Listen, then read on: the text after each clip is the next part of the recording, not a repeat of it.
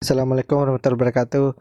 Saya Hidayat NIM J1B017024 akan mempresentasikan kedua jurnal yang telah saya review di makalah sebelumnya, yaitu dengan judul pemanfaatan tongkol jagung sebagai biobriket. Yang pertama itu latar belakang.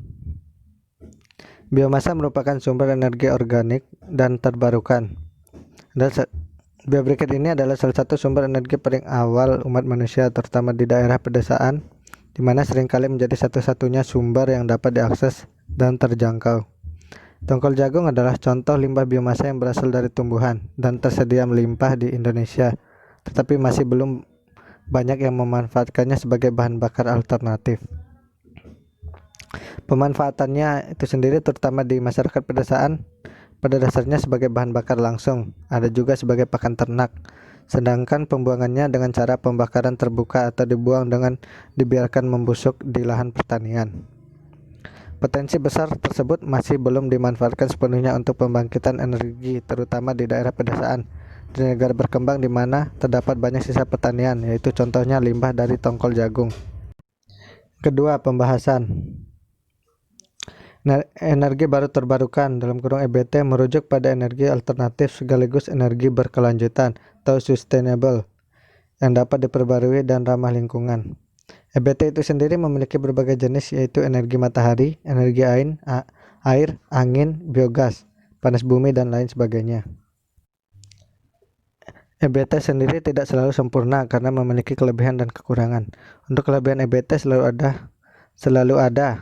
Tidak khawatir terkait stok akan habis. Ramah lingkungan karena tidak menghasilkan limbah yang mencemari atau merusak lingkungan. Didapatkan secara gratis dan tidak harus mengeluarkan uang terlalu banyak.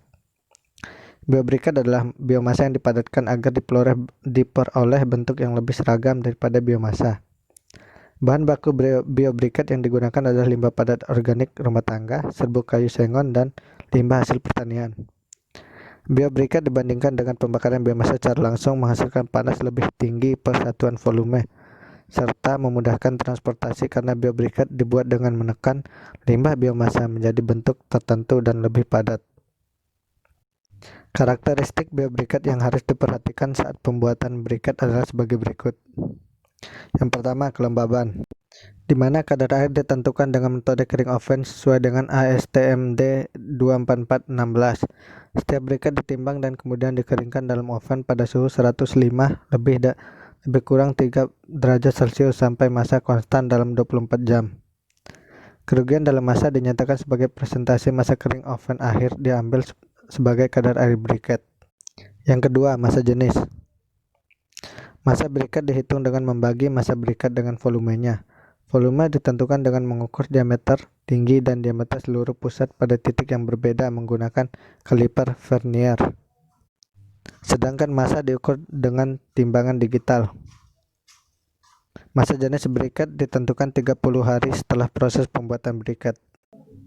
Uji ketahanan air dilakukan sesuai dengan prosedur yang dijelaskan dalam devis. Timbangan digital digunakan untuk mengukur berat awal setiap briket sampel dan kemudian dicelupkan ke dalam air selama 2 menit. Stopwatch digunakan untuk mengatur waktu proses. Bobot briket diukur lagi dan perubahan relatif beratnya dicatat. Selanjutnya, indeks pecah. Prosedurnya meliputi penimbangan dan pencatatan massa awal briket diikuti dengan menjatuhkan sampel dengan gaya gravitasi dari ketinggian konstan 2 meter. Tetesan tersebut diulangi 3 kali dan setiap kali sampel dilewatkan melalui saringan 2,36 mm, sedangkan massa briket yang tertahan pada saringan dicatat. Selanjutnya, kekuatan kompresif. Kekuatan tekan briket diukur dengan beban maksimum yang dapat ditahannya sebelum retak atau pecah. Beban ini memperkirakan berat yang dapat ditahan briket selama penyimpanan. Kuat tekan briket ditentukan dengan menggunakan mesin uji universal dengan kapasitas load cell 50 kN dan kecepatan crosshead 1 mm per menit. Briket ditempatkan di antara plat mesin dan dikenakan pembebanan yang seragam sampai rusak atau pecah. Selanjutnya, nilai kalor. Nilai kalor briket ditentukan dengan menggunakan kalorimeter bom IK C2000 basic sesuai dengan ASTM D58653. 1 gram sampel dibuat pelet, ditempatkan di tempat sampel atau wadah dan kemudian dipindahkan ke kapsul baja dari bom kalorimeter. Selanjutnya, kesimpulan.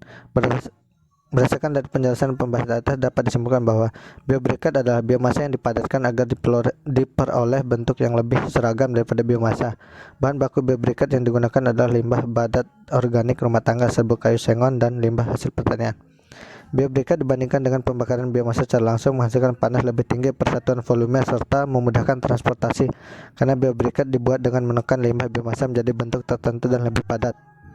Kedua, pada saat pembuatan briket kita harus memperhatikan karakteristik briket yang telah dibuat agar sesuai dengan standar-standar tertentu sehingga biobriket yang mampu dibuat dengan limbah tongkol jagung mendapatkan hasil yang maksimal dan memuaskan karena biobriket sangat bagus untuk kedepannya dikarenakan ramah lingkungan dan juga mudah didapat bahan-bahan untuk pembuatan biobriket tersebut. Sekian dari presentasi saya, lebih dan kurangnya saya mohon maaf. Wassalamualaikum warahmatullahi wabarakatuh.